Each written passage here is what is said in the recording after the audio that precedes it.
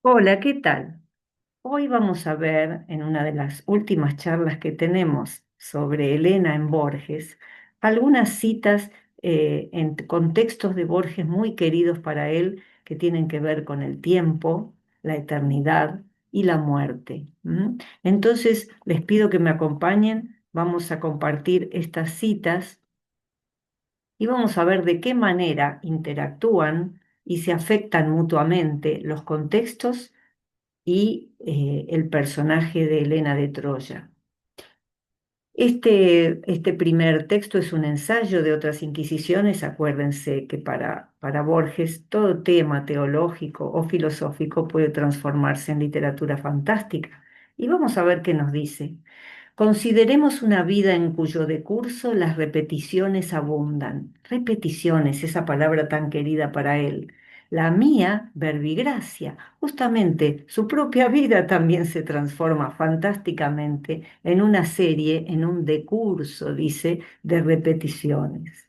Y entonces, entre tantos ejemplos que nos da de su propia vida, dice, no puedo lamentar la perdición de un amor o de una amistad sin meditar que solo se pierde lo que realmente no se ha tenido. Bueno, ¿cómo nos explica después esta frase con tantas negaciones juntas? Seguramente vendrá algo positivo detrás de esto. Vamos a ver. Cada vez que atravieso una de las esquinas del sur, pienso en usted, Elena. Cada vez que el aire me trae un olor de eucaliptos, pienso en Adrogué, en mi niñez. Y así sigue con un montón de ejemplos, ¿no? Aparentemente caóticos, pero todos relacionados con su vida, con el decurso de su vida. Bueno, mencionamos cada vez que él siente el perfume de los eucaliptos, piensa en su niñez.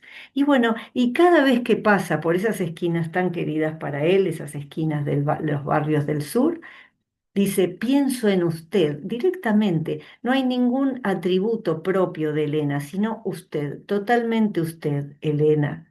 Quiere decir que Elena está en su memoria. Dice, solo se pierde lo que realmente no se ha tenido y él la tiene en su memoria, por eso no la pierde y cada vez, aquí fíjense que aparecen varias, cada vez ¿eh? Aparece algo muy querido y muy propio de él en su memoria. Seguimos. En el siguiente texto, un poquito más adelante, año 60, El Hacedor. En este texto habla de la muerte. Pero ¿qué pasa cuando una persona muere? Ese sería el gran tema. Hechos que pueblan el espacio y que tocan a su fin cuando alguien muere pueden maravillarnos. Esa sola frase, fíjense el sujeto, ¿no? El protagonista, los hechos, dice, tocan a su fin cuando alguien muere. En realidad el que muere es la persona, ¿no es cierto? Y los hechos siguen estando allí, pero esos hechos que le ocurrieron, que pueblan el espacio y tocan a su fin, porque esa persona muere, son propios de esa memoria que se va y esa persona se lleva consigo. Entonces continúa, pero una cosa o un número infinito de cosas muere en cada agonía. Quiere decir entonces que cada persona se lleva consigo, ¿eh? Con esa muerte se lleva toda su experiencia. Pero vamos a ver cómo sigue, porque aquí aparece Elena de nuevo y dice, en el tiempo, a lo largo del tiempo, hubo un día, y ahí siempre él va de lo infinito, de lo general, a lo puntual. Hubo un día que apagó los últimos ojos que vieron a Cristo. Algo puntual pasó. La batalla de Junín, otra cosa puntual, y el amor de Helena murieron con la muerte de un hombre. Bueno, ¿se dan cuenta? El que muere es el hombre. Aquel que protagonizó o estuvo en la batalla de Junín también es un hombre que ha muerto. El amor de Helena también habrá sido vivido por un hombre, como dice él. Murieron con la muerte de un hombre, pero en realidad el amor de Helena, la batalla de Junín, no han muerto, porque la batalla de Junín es un hecho histórico. El amor de Helena es un arquetipo, es una idea, es un mito universal. Entonces quiere decir que murieron con la muerte de un hombre o murieron con ese hombre, pero están en nuestra memoria colectiva. Bueno, piénsenlo, fíjense, acá habla de él puntualiza en todos los recuerdos y las experiencias que se lleva uno a la tumba por haberlas visto o protagonizado. Pero así y todo quedan en nuestra memoria colectiva, gracias, vamos a decir aquí, a la presencia del amor de Elena.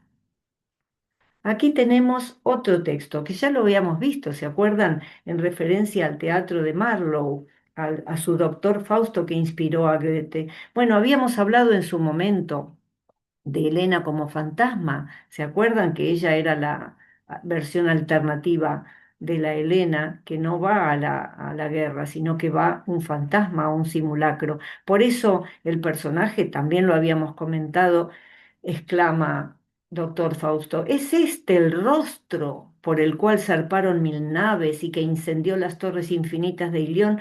No lo puede creer. Algo tan querido a Borges, esto de la ficción puede tener tanta fuerza. En este caso, un rostro hermosísimo justamente puede haber sido el causante, de tremenda guerra.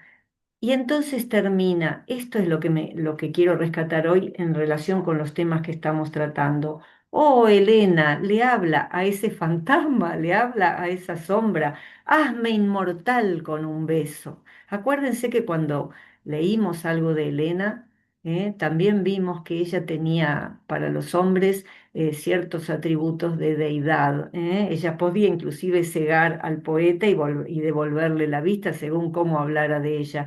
En este caso tiene los dones de inmortalizar a alguien con un beso. Y claro, ella ha hecho inmortal la guerra de Troya, ella ha hecho inmortal a Paris, a Menelao y a tantos otros. Bueno, en este caso es lo que el doctor Fausto, es lo que Marlowe a través del doctor Fausto le pide a Helena, la inmortalidad. Fíjense, un beso solo. Seguimos. Historia de la noche, obras en colaboración del año 77. Aquí entramos en la melancolía, en la melancolía de las cosas que pudieron ser y no fueron, como dice el primer verso. Fíjense, pone el texto, el título del texto en inglés, Things that might have been, cosas que pudieron ser, dice, y no fueron en realidad. Empezamos por abajo, el último verso, el hijo que no tuve. Lo dice con tristeza, simplemente lo afirma, lo señala. No sabemos, queda en nosotros los lectores interpretarlo, pero sí podemos jugar un poquito con el verso referido a Elena, entre tantos versos que los invito a ustedes a consultar este poema, y nos quedamos con este verso. La historia sin el rostro de Elena. Pudo ser y no fue. ¿Qué quiere decir esto? Bueno, una interpretación podría ser, la historia tiene, es con el rostro de Elena. La historia universal de la literatura mantiene ese rostro de Elena, esa belleza, siempre presente, aún con forma de sombra o de simulacro o de hermosa nube, ella siempre está en la historia de todas las literaturas, ¿no? Entonces, la historia sin el rostro de Elena se vuelca hacia algo positivo en esta melancolía de las cosas que pudieron ser y no fueron en realidad, porque para alegría de todos nosotros, y en este caso de Borges, la historia sí tuvo el rostro de Elena presente. Seguimos.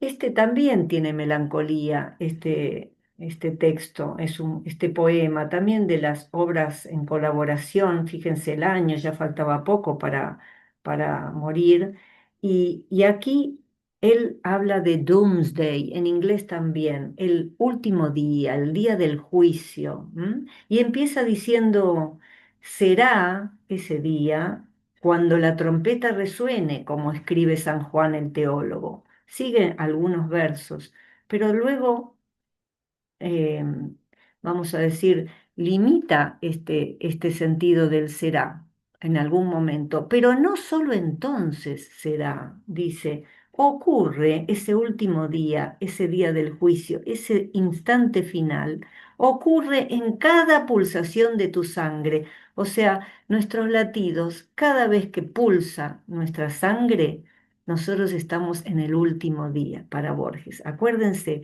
él destaca la magnificencia del instante. Y fíjense, a continuación, vayan y busquen el poema y léanlo completo.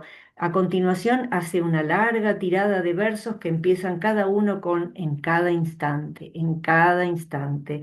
Y en este caso nos quedamos con el último, en cada instante la clepsidra deja caer la última gota. Quiere decir que el reloj de agua con su última gota nos señala, se terminó el tiempo. Pero vayamos a reflexionar sobre el verso que nos regala Elena. En cada instante puede revelarte su amor, Helena de Troya. Por fin su atributo máximo, el amor, cerca de Helena de Troya, ilumina todo lo demás, ilumina esa nostalgia, esa melancolía que puede producir, hasta ese temor que puede producir la idea del juicio final, la idea del apocalipsis cuando la trompeta resuene, según el evangelista Juan. Sigamos, fíjense cómo ella va tiñendo todo, ¿no? Con su amor. Aquí un viejo conocido, el poema Música griega, ¿se acuerdan? De textos recobrados. Bueno, acuérdense que empezaba con Helena y sigue varios versos, siempre comenzando igual, mientras dure esta música. Vale decir, ahora no estamos en el instante preciso, no estamos ni en el punto final, ni en las repeticiones. De la vida de Borges, sino que estamos en el mientras, en la duración, en la eternidad, si se quiere, la pequeña eternidad de la que podemos gozar los seres humanos, porque Borges nos invita espiritualmente a disfrutar de la música, en este caso la música griega.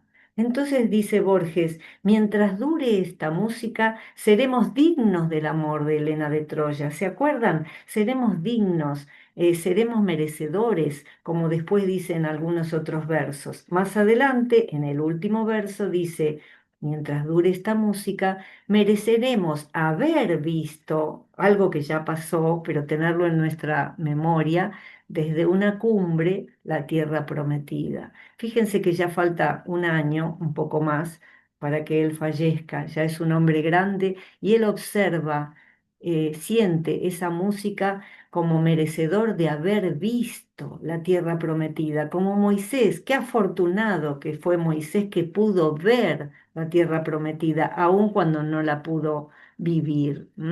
Él lo logró para todos sus compañeros. Bueno, y esta música griega nos lleva al último texto. Se trata del fragmento de una entrevista que le hizo la periodista Amelia Barili, Borges, un tejedor de sueños. Y ella le pregunta por su infancia en Suiza.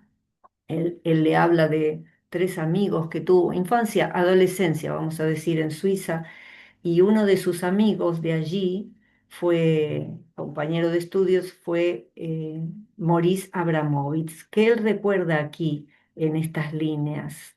Ya faltaba poco, cuando esta señora le hace la entrevista a Borges, faltaba poco para que él y María Kodama se fueran hacia Europa, y ya no volverían. Año 85. Y él dice así, fue una noche muy linda. La viuda de Abramovich, María Kodama y yo estábamos en una taberna griega, escuchando música griega que es tan valerosa. Tal vez en un momento posterior, cuando ellos viajaron a Grecia, efectivamente, y la viuda de Abramovich los acompañó, ¿no? La cuestión es que, fíjense cómo la llama a la música griega, valerosa, porque enseguidita va a hablar de Helena de Troya, o sea que seguramente esta música griega no solo le recordó o lo llevó a esos paisajes y a esos momentos actuales de Grecia, sino a la misma Ilíada de Homero, valerosa, llena de luchas y guerras. Bueno, y entonces dice, escuchando esa música, fíjense, están con las dos señoras, la viuda de Abramovich y María Kodama, Yo recordé el poema, este del que estábamos hablando. Mientras dure esta música, mereceremos, dice, en vez de decir seremos dignos de, bueno, era una entrevista, podía cambiar alguna palabra. Mereceremos el amor de Helena de Troya. Y sigue Borges. Mientras dure esta música, sabremos que Ulises volverá a Ítaca. Qué maravilla, qué homenaje a los dos grandes temas, a los dos grandes ciclos arquetípicos de la historia literaria que también hemos compartido. ¿Se acuerdan? De los cuatro ciclos que hay, los dos primeros, los más antiguos, son la guerra y el viaje, representados por la Ilíada, la guerra, y el viaje en el retorno de Ulises, uno de los tantos retornos de la guerra de Troya a su patria, a su Ulises, o en su forma griega Odiseo. Y fíjense cómo termina todo este amor de Helena que hemos recorrido en las citas anteriores, parece que confluyera aquí y que generara un milagro maravilloso. Dice, y sentí que Morís no estaba muerto, que nadie realmente muere, porque todos aún proyectan su sombra. Y así sigue, ¿no? Borges, tejedor de sueños, él mismo le dice a ella, yo me siento un tejedor de sueños entre la realidad y la ficción, sus sueños, interpretando un poco el sentido junguiano de el sueño se parece mucho a una creación literaria o artística. Aquí, fíjense, sentí con esta música no solo ser merecedor de Helena de Troya, del amor de Helena de Troya, sino que su amigo Morís no estaba muerto y que nadie muere. Él ya lo extendió a todos. Nadie muere porque todos aún proyectan su sombra. ¿De qué manera? Y en nuestra memoria, en nuestro recuerdo. Es un lindo final para este tema de la muerte. Lo hicimos cronológico para que fueran viendo cómo aparecía este concepto de la muerte, de la eternidad, del tiempo, cuando es impactado, cuando es afectado, vamos a decir, por lo menos para nosotros, o por lo menos para mí, me hago cargo, cuando es afectado por la presencia de Helena de Troya, sea su rostro, sea su amor, o sea ella misma. ¿Eh? Qué arquetipo, ¿eh?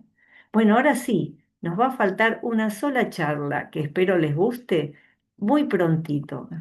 Que sigan bien y cuéntenme lo que sienten, lo que les parece cuando lean todos estos textos. Gracias.